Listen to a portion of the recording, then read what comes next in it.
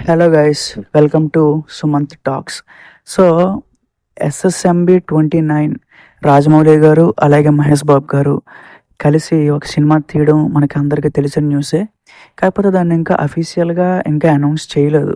So దాని script పనులు అలాగే స్టోరీ పనులు, ప్రీ ప్రొడక్షన్ అవన్నీ జరుగుతున్నాయి అన్నమాట.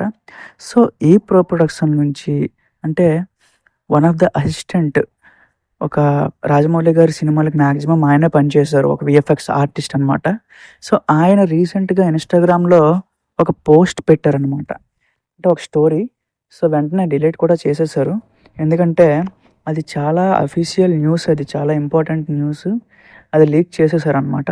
అదేంటంటే ఆ సినిమాలో ఉండే ఎవరెవరు యాక్టర్స్ ఉన్నారు అని చెప్పి లిస్ట్ అంతా రిలీజ్ చేసేసాడు ఆయన. సో ఫస్ట్ వచ్చేసి హీరోయిన్‌గా దీపికా పదుకోన్, ఈవిడ్ని హీరోయిన్ కింద కన్సిడర్ చేస్తున్నారు. అలాగే క్రిస్ హోమ్వర్త్, ఈయన మనకు తెలిసిందే థోర్ మూవీలో మీరందరూ చూసే ఉంటారు. అలాగే ఎక్స్ట్రాక్షన్లో కూడా ఆమె చూసే ఉంటారు. అలాగే ఇంకొక రోల్లో మన నాగార్జున గారిని కూడా తీసుకునే అవకాశాలు ఉన్నాయి. అలాగే మోహన్ లాల్ గారిని, అలాగే చియాన్ విక్రమ్ గారిని, అలాగే పృథ్వీరాజ్ సుకుమారన్, మన సలార్లో విలన్ ఉన్నారు కదా ఆయన. సో వీళ్ళందరినీ కలిపి ఒకే స్క్రీన్ మీద మనం చూడబోతున్నాం. సో ఆ సినిమా ఒక పార్టా లేకపోతే 2 పార్ట్‌లా అవేం మనకి ఇంకా న్యూస్ రాలేదు. బట్ క్యాస్ట్ అంటే ఎవరెవరు ఇందులో ఉన్నారు అని చెప్పి మనకైతే ఇప్పటివరకు ఏ న్యూస్ అయితే వచ్చింది.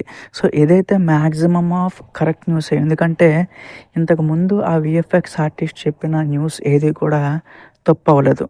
సో ఆ లెక్కన చూసుకుంటే ఈ యాక్టర్స్ అందరూ మన మహేష్ అన్నతో పక్కన నటిస్తే ఆ సినిమా ఇంకొక రేంజ్‌కి వెళ్తది కన్ఫామ్‌గా.